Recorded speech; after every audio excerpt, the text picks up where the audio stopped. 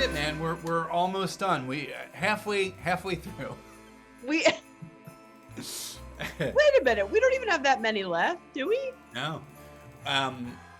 You and I have 4 more, and then Aubrey and Shannon have 4 more. So 8. 8 total. 8 movies left. Yeah, there's 2 weekends left. That's it. Wow.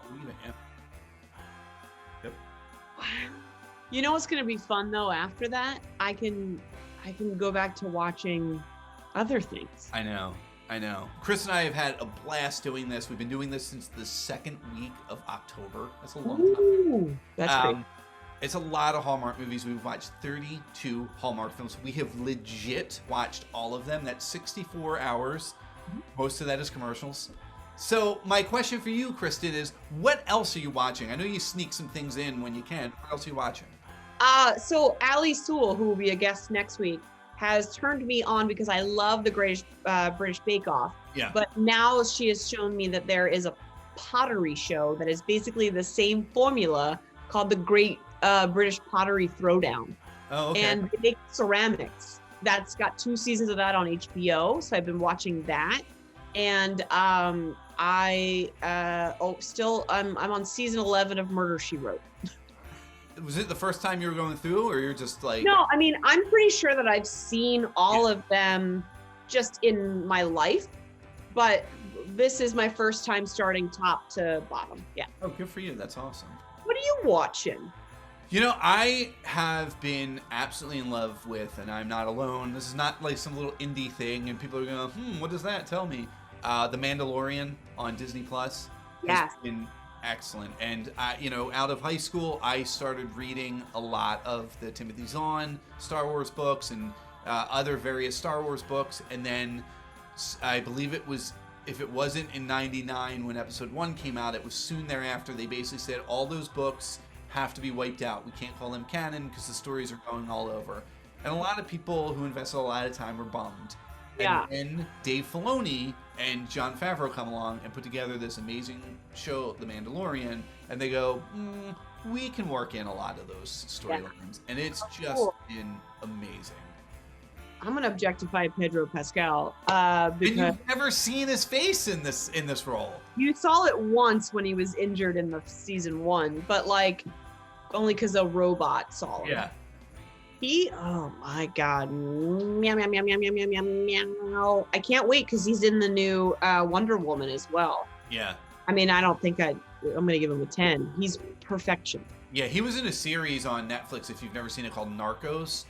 And it was funny because he's in from the very beginning, and I can't remember if it's the 2nd or 3rd season, the lead, and I forget his name, the blonde-haired guy is not in it anymore. And when he first wasn't in it, I was like, oh, this is a bummer. But that's where Pedro Pascal really was on my radar at that moment, because it was the 3rd season is maybe its best season, and I was just like, oh my God. He also shows up in Kingsman, the sequel. He's just awesome. He's great. Actor. He's really great. He also did that read-through of Community. That's right. Yeah. It was so funny that they chose him just so randomly to do it. Yeah. And he was great. He was great. Yeah. I'll tell you the other thing I'm watching, which is just so funny. And every time I watch it, I think, well, the alternative is I'm watching a Hallmark movie. My daughter loves, it's like I'm a shill here for Netflix at the moment, but Christmas Chronicles 2 with Kurt Russell and Goldie Hawn playing Mrs. Claus. And if you've seen the first one is a far superior film. It just did. Oh, okay. But this one, Chris Columbus, director of Home Alone, he produced the first one. He actually helped write, and he actually directed the second one. The effects are amazing. It's got huge weak points, but I have seen that movie, this is not an exaggeration, I have seen that movie at least 15 times since it's come out, because my daughter... Likes it that much? She loves it. She loves it. And it will sometimes just play as like white noise if we're doing a craft or something in another room. But she loves it. She every time if we're gonna watch a movie, she's like, Santa Chronicles 2 or Christmas Chronicles 2, and I'm like, geez, really? So I convinced her to watch The Santa Claus with Tim Allen this weekend. Yeah. And we started watching it, and it starts incredibly slow, which I just forgot, you know. Yeah. And we got maybe a half hour into it. She goes, "Can can we do Christmas Chronicles instead? I'm like, all right, it's like James Bond. Yeah. Everyone's got their own, who's your Bond? Her Santa Claus is Kurt Russell, so. Yeah. Oh, no, that totally makes sense. Like, I will never watch Jingle All the Way because I don't need Arnold Schwarzenegger ever in movies besides the Terminator films.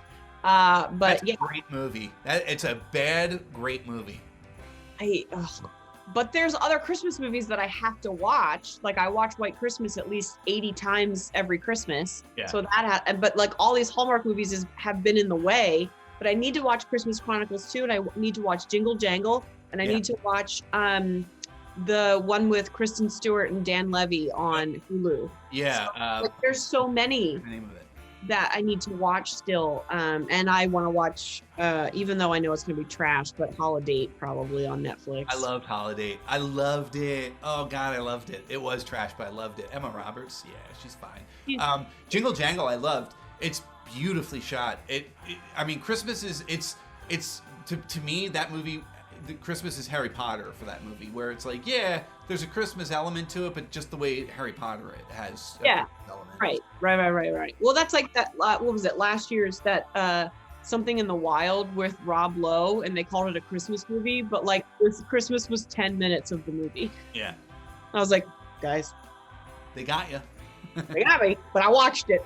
If you're watching something that you'd like to tell us about, once again, Remark the show at gmail.com. Is Tay Diggs in whatever you're watching? Tell us. Yeah. Are you watching How Stella Got Her Groove Back? Because you should be.